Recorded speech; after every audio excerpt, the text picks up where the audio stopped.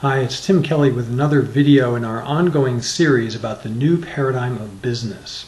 This is the last video that's going to go into the beliefs underlying the current paradigm and looking at the downside of the current paradigm. After this, we're going to get into the upside of the current paradigm and start looking at the features of the new paradigm of business. This particular video is about a very, very deeply ingrained belief in the current paradigm of business, and that belief is that competition produces the best results. This belief is so thoroughly ingrained into our current system of business and economics that it's going to take a little work to root it out. So I'm going to take this from a couple different angles. Well, first of all, where did this belief come from? Adam Smith, when he first formulated what we now think of as capitalism, made a very compelling case that competition produces a functioning system, and under the right conditions, if people are actively competing with one another, that system will actually self-correct under certain inputs and problems from the outside.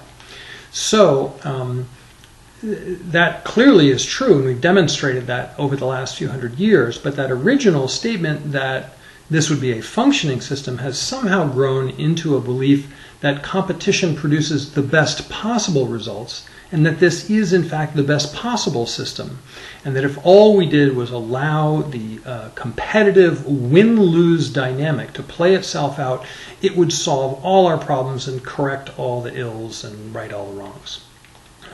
How this came about is less clear, but the belief that the win-lose system will solve all problems and is the best possible solution has now grown to the point where people treat it as if it had been mathematically proven and invest a lot of reality and faith in it in a way that's normally reserved for religion. So this one's so deeply ingrained, it's going to take some evidence to show contrary. So I'm going to pick at it from a few different directions.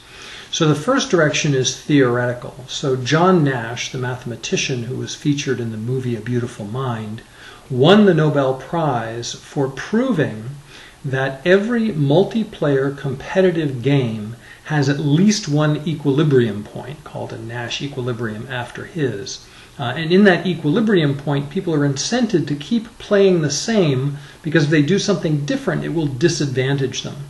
This is a beautiful mathematical formulation of what we would think of as a win-win scenario, and shows not only that win-win scenarios are stable, but also that every situation, every single multiplayer competitive game has at least one of them.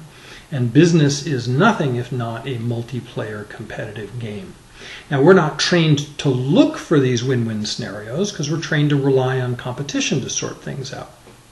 Another angle I want to take is a biological angle. We humans are unquestionably the dominant species on the planet, but we are not the fastest or the strongest. We don't have the best eyesight or hearing or smell. We like to think that we're the smartest. Most people don't realize that Neanderthals had brains that are 20% larger than ours. It turns out that, like many other species, our big competitive advantage comes from our ability to cooperate and collaborate. Humans are more cooperative than our other primate cousins, chimps, for example, which have very similar mental and other faculties to us, but do not engage in cooperative behavior to the extent that we do. Another example of a very cooperative social animal, also very successful, is the rat.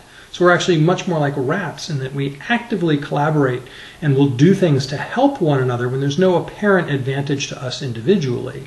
And this has really helped us tremendously as a species, but this tendency is underplayed in biology and economics. The cooperative, collaborative nature of humans is not really being taken into account in our behavior, even though we do it all the time. Another way I want to look at this is empirical research, which shows that cooperation produces higher standards and better results than competition. In fact, Alfie Kohn reviewed over 400 different studies of cooperation and collaboration, and in his landmark book, No Contest, The Case Against Competition, he concluded that the ideal amount of competition in any environment, the classroom, the workplace, the family, the playing field, is none. In other words, that competition always introduces inefficiencies into a system and therefore is always detrimental. This is a very, very strong statement. And whether you believe that extreme position or not, it would certainly be true in the current paradigm of business that we emphasize the competitive nature, our competitive nature and the competitive nature of business at the expense of the cooperative and collaborative nature of business and our nature, even though, even just from a simple thought exercise, it would seem obvious that cooperation can produce, under many conditions, better results than competition. For example, if you have two people on a desert island fighting over a coconut, whoever wins gets the food energy from the coconut minus the amount of energy they expended fighting over the coconut. And this is something we don't normally account for in business, is that the inefficiencies of the competition, the damage that's done and the energies expended in the act of competing itself, isn't always made up for by what we win as a result. And that actually cooperating could be more efficient, waste fewer resources, and produce better outcomes for all involved, as John Nash mathematically proved in his landmark theorem.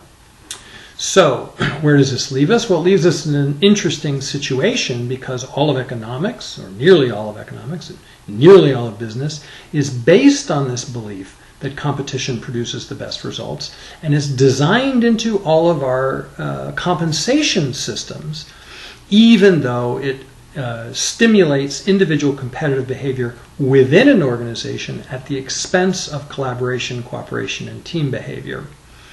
So it'll be some interesting redesign work to look at what a truly collaborative, cooperative business environment, business markets, compensation systems, etc. will look like. But that is the work before us. And in future videos, when we're looking at the new paradigm of business, we will look at specific collaborative systems and specific organizations that have implemented them, and hear about some of the results that they've produced. Good. So again, the next video is on the upside of the current paradigm, and then we'll start looking at the different features that we know of so far about the current paradigm, the future paradigm of business, and then we'll begin our lecture and interview series where we'll start the conversation about the new paradigm and learn from people who are at the cutting edge of doing it.